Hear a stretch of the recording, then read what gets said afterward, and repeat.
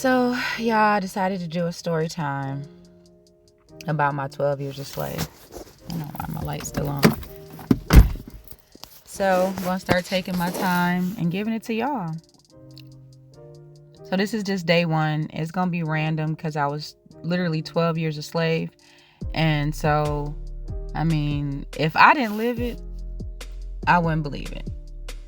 And there was a lot of witnesses to my 12 years a slave. But being 12 years a slave, there's aftermath. So my stories are going to be some of my past situations and some of the current stuff that I'm dealing with because of being a slave for 12 years. There's a lot of aftermath, turmoil from being 12 years a slave. So I'm gonna go back, and the reason I'm gonna give you a little snippet of why I call it 12 years a slave, because I watched a movie probably 8 years in my 12 years a slave and realized like I didn't believe that really existed. Like you could really, I didn't believe that. So when I seen the movie 12 Years a Slave, I was shocked. Like, this is what I'm going through. So I was literally still in my 12 years of slave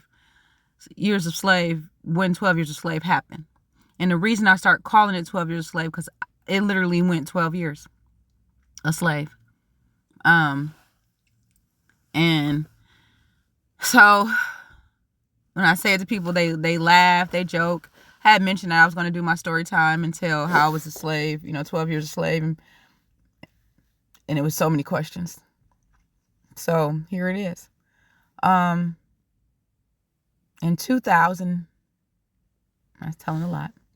I met a guy. I had known him, seen him around. He was pretty much a friend group. So I had this cousin. I'm going to call her Big Meech. Just to get names different. I had a cousin. I'm going to call her Big Meech. And when we moved to Atlanta, she was living downtown. Like, straight. You didn't know if she was a dyke or, and she ain't no dyke. I don't know if she ever, sizzled or scissored or twizzled or whatever. But that's how hardcore she was. She just was so masculine being on the block. Like, she was slanging dope, slanging this, slanging that, just doing everything. And she was a big, hefty girl, shaped right if she put her clothes, didn't have all them clothes on her. She just like throwing a whole bunch of clothes, but she was a hefty girl. Now, my cousin, who was my age, I'm gonna just call him JT, JT, my age, smooth, good talker, but he his finesse game was 110, and this is when we was teens. Like, his finesse game was 110. You know what I'm saying? Before finessing, jugging, hustling, like, really, that was JT. JT can get you up out of anything. You know what I'm saying? He can sell water to a well. He can sell air to anybody breathing. That's JT. That's my cousin. 6 months on, 6 months off. So AKA 6 months on, 6 months off. That's also his name, because you can only be cool with him for 6 months straight, and you got to take a break because he a hustler. See what I'm saying? You too long near him, you gonna get hustled too. So, Big Meech and JT, 6 months on, 6 months off. They siblings. So they both on the block. But JT used to finesse people so much that Big Meech, she had to like hold it down for him. She had to like whoop, what I'm saying, come out there and like be the on the block. Cause I had a dude named Rabbit. Now that's his real name. Rabbit name is really Rabbit. I never really met Rabbit, just seen him, know him, but he ran that block. And the block, like, it's like back home from where I'm from. I'm from the zoo. They got a block called Woodbury. It ain't but literally like 2 blocks. But the most shit happened on it. So Parkway is off of Boulevard. It's in between Boulevard and North Ave downtown. Well, Rabbit used to run that block.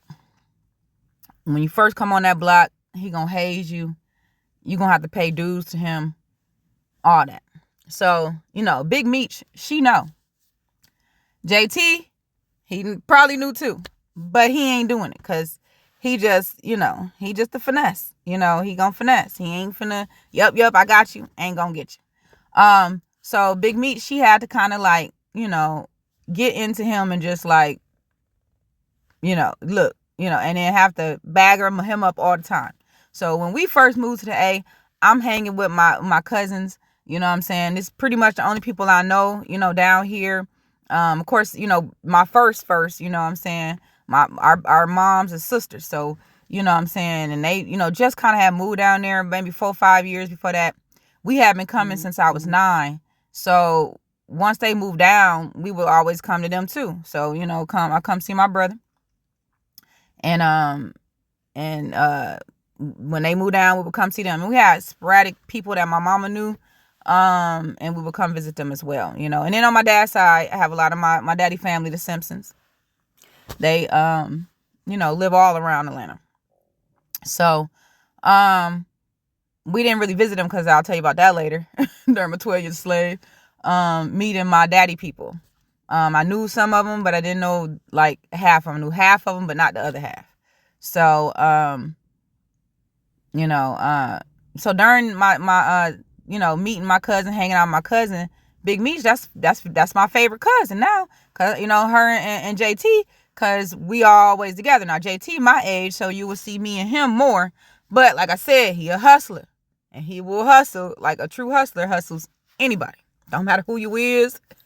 If you a true hustler, you gonna get your right hand man. Because that is the prime definition of hustling. Now I hustle with principles.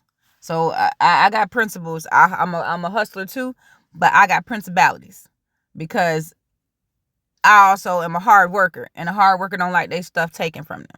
So I'm a different type of hustler. I'm a hustler with principles, but the true definition of hustler is get all the money you can. You know what I'm saying?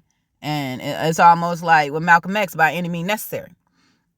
So when my cousin Big Meech, she moved a little north, a little out of Atlanta, perimeter of Atlanta, and P-Dale. And if anybody know P-Dale, OSDL, then the era I'm talking about when she moved to P-Dale.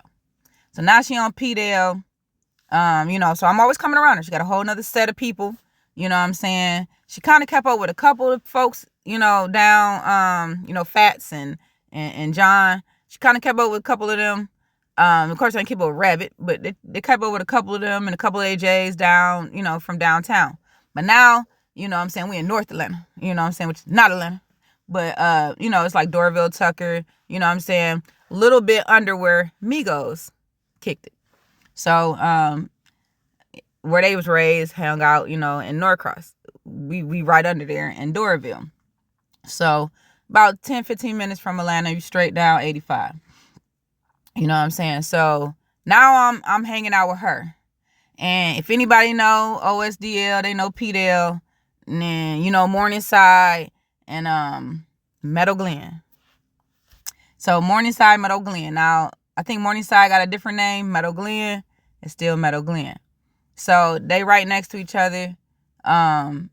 We was in both of them. And actually, all the whole street, there's Pleasantdale Crossing, there's, there's a couple of them, but, a couple changed their names. Shadow Lake. I think Shadow Lake got a new name. So this is the era when I'm on P-Dale.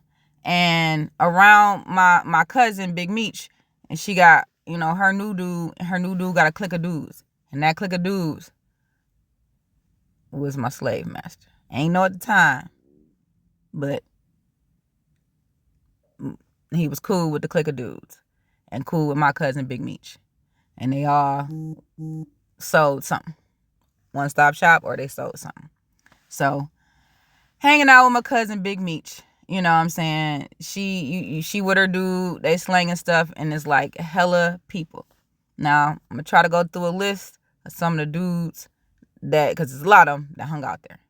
All of them trying to get at, me. And I'm just being regular because I just moved here. So, let's go to the next part.